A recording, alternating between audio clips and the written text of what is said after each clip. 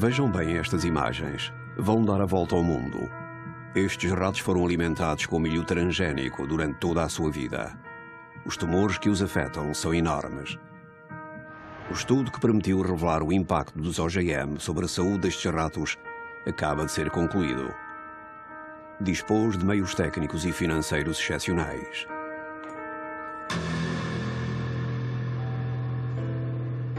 Durante 2 anos pudemos seguir todo o seu desenvolvimento. Depois de anos de dúvidas e polémicas, iremos finalmente conhecer a verdade sobre os OGM. Não estaríamos então face a um escândalo de saúde pública que afeta o mundo inteiro.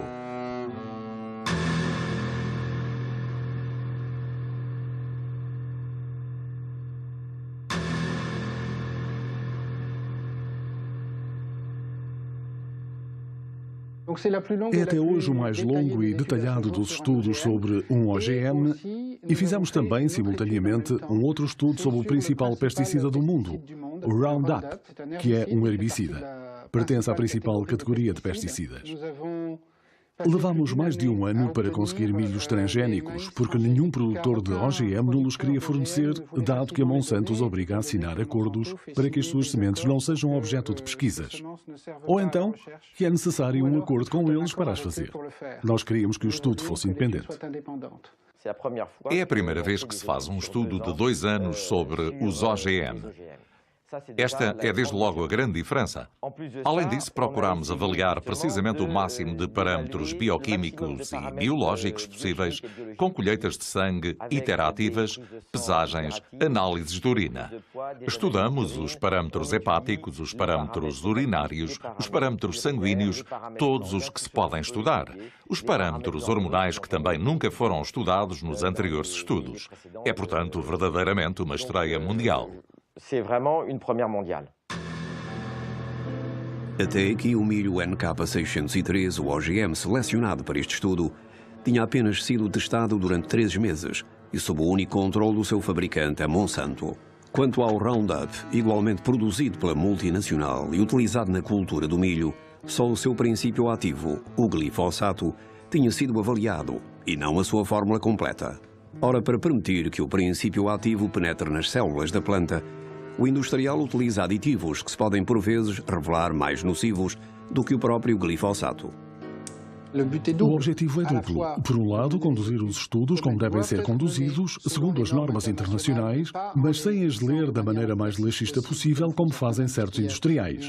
Lendo-as, isso sim, da maneira mais rigorosa possível. E, por outro lado, saber se efetivamente há efeitos secundários. Mas como é que o podemos saber sem ser dando isto aos animais e medindo todos os parâmetros sanguíneos e observando com rigor todos os seus órgãos? Sem dúvida que a esta altura seria útil saber para que servem os OGM. A maior parte das vezes trata-se de uma planta que foi concebida para produzir o seu próprio inseticida ou para ser tolerante a um herbicida que poderá receber em doses maciças sem morrer. Percebe-se bem o interesse para o agricultor. Ele pode, por exemplo, pulverizar com Roundup o seu campo. Todas as ervas daninhas desaparecerão, só ficará o OGM cultivado. Compreende-se menos o interesse para o consumidor que se arrisca a engolir um produto transformado numa verdadeira esponja de pesticidas. Daí a importância de poder avaliar o OGM e os resíduos que contém e o pesticida por si só. Por que é que nunca tinha sido testado? Porque as empresas faziam os seus testes com os OGM tratados com Roundup, como se usa, e portanto não se podia diferenciar o efeito OGM do efeito Roundup. Ou então faziam, sem o especificar, os testes sobre o OGM. Não havia realmente qualquer padrão a este nível. Então o que decidimos fazer foi liquidar finalmente a questão. Será que se deve ao OGM ou será que se deve ao pesticida? Enquanto que, durante mais de 10 anos, as comissões nacionais não se preocupavam com o efeito pesticida. Assim, a Europa nem sequer exige que sejam sistematicamente feitos testes de toxicidade crónica em animais. E quando os pede, são os próprios industriais que decidem qual o protocolo a utilizar.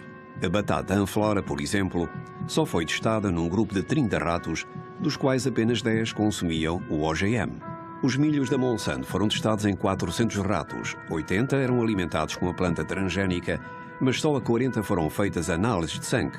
Em todos estes casos, nenhum dos estudos ultrapassou 90 dias. Então, o que verificamos neste resultado é que temos grupos de ratos, machos e fêmeas, que comem OGM. OGM com Roundup ou Roundup. E cada vez que se sobe um patamar, é um rato que morre e vemos que o limite é 10, porque há 10 ratos por grupo. Na curva em pontilhado, vemos que são as fêmeas do grupo normal, alimentadas com uma dieta totalmente normal, que morrem. Vemos apenas 2 animais que morrem de morte espontânea ao fim de 550 dias na totalidade. Pelo contrário, todas as fêmeas alimentadas com OGM, ou alimentadas com OGM tratados com Roundup, ou que bebem Roundup, morrem mais do que os ratos normais. Então, depois disto, podem nos dizer, será que é estatisticamente significativo? A nós o que nos interessa é que naquele grupo se morre 6 vezes mais do que nos controlos. Temos, portanto, um aumento de 600%. Não há sequer necessidade em biologia ou em medicina de estatísticas a este nível. Um ponto importante a realçar para a compreensão é que todos os estudos feitos sobre ratos são estudos que são feitos durante 3 meses e aí, como por acaso, não se vê surgir nenhum problema antes dos 3 meses. Os primeiros problemas aparecem no 4º mês. Significa que os estudos de 3 meses não servem para nada, a não ser para se ficar com a consciência tranquila. A equipa de Gilles-Éric Serralini dissecou cada um dos 200 ratos para analisar exatamente o que afetava os seus órgãos. O objetivo: procurar compreender como cada uma das 3 dietas, OGM, OGM e Roundup, e unicamente Roundup, podia agir sobre o metabolismo dos animais, particularmente no que respeita à aparição de tumores, que, sem surpresa, só se desenvolvem após o 3º mês. Então, o número de tumores palpáveis, bem visíveis, que aparecem nos animais durante a experiência estão representados neste quadro. Portanto, aqui temos os ratos que só recebem OGM face aos que comem uma comida normal. Podem ver que há muito poucos machos que têm tumores. São mais resistentes durante a duração do tratamento. O que constatamos nestas figuras é que de cada vez que subimos um patamar, são grandes tumores com pelo menos 17 por 17 milímetros, o que significa que para os ratos, podemos ver nas fotografias, é imenso.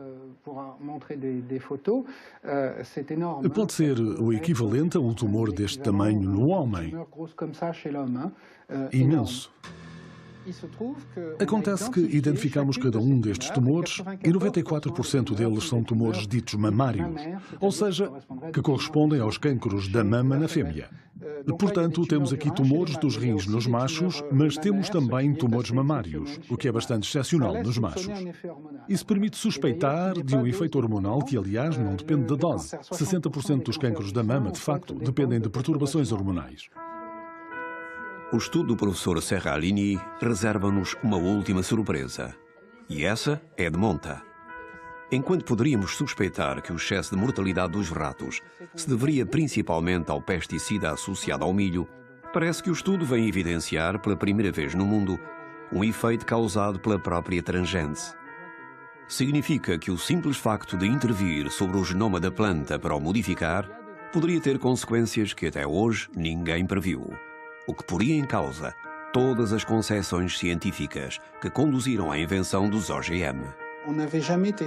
Nunca se tinha testado o Roundup por si só durante 2 anos. Dito isto, o Roundup nos nossos estudos celulares mostrava que as células do fígado, do embrião, do rim, da placenta, do cordão umbilical morriam muito mais depressa. Portanto, aí podemos dizer que temos globalmente este excesso de mortalidade OGM mais Roundup. Mas a minha maior surpresa foi a de constatar este excesso de mortalidade com o OGM apenas, sem Roundup. Ou seja, que os OGM faziam morrer mais depressa e com mais força as fêmeas e mesmo alguns machos do que os do grupo de controle. Há, portanto, aí o efeito que se pode dever, seja ao gene do OGM, que se inseriu mal na planta e que perturbou o resto, seja a um efeito metabólico secundário. O que isto quer dizer é que uma modificação de um cereal ou de um milho OGM, em função dos genes inseridos para o transformar em OGM, pode ter resultados diferentes. Significa que não é porque tal OGM tenha um efeito que todos o terão, e haverá talvez outros que o tenham em maior grau. Mas o que é relevante é que este OGM que os americanos consomem é este OGM que nós importamos, do qual as agências europeias, incluindo as francesas, autorizaram a importação, permitindo assim a contaminação dos alimentos. Atualmente, apenas 2 OGM, um milho e uma batata, são cultivados em alguns países europeus, o que não impede 27 milhões de toneladas de soja transgénica de entrar todos os anos nos portos europeus. Essa soja é utilizada na alimentação do gado de abate, mas também entra na composição de numerosos produtos alimentares. O que nós pretendemos com este estudo é, primeiro, que haja uma moratória, porque isto é suficientemente grave para que digamos: ouçam, não vamos comer isto sem o sabermos, e a questão é que importamos tudo e mais alguma coisa, ou que nos Estados Unidos se cultivou tudo e mais alguma coisa. E, em segundo, que outros estudos sejam repetidos e que se obriguem todos os produtores de OGM a refazer este tipo de estudos antes de exercer o seu comércio. Uma moratória suspendendo a cultura dos OGM foi adotada pela maioria dos países europeus. Atendendo aos resultados do estudo do professor Serralini, não seria talvez a altura de o alargar a todos os OGM agrícolas alimentares? Em ciência, para estabelecer uma verdade definitiva, são necessárias equipas, tempo, meios. Demasiado caro, demasiado longo, dirão alguns. Mas aceitando esse preço, não poderíamos ter evitado os escândalos de saúde do passado recente? Será que os OGM vão provocar um novo cenário de catástrofe? É evidentemente um risco que não podemos correr. E enquanto esperamos por certezas científicas, devemos aplicar o famoso princípio de precaução de que tanto se fala e tão raramente se aplica.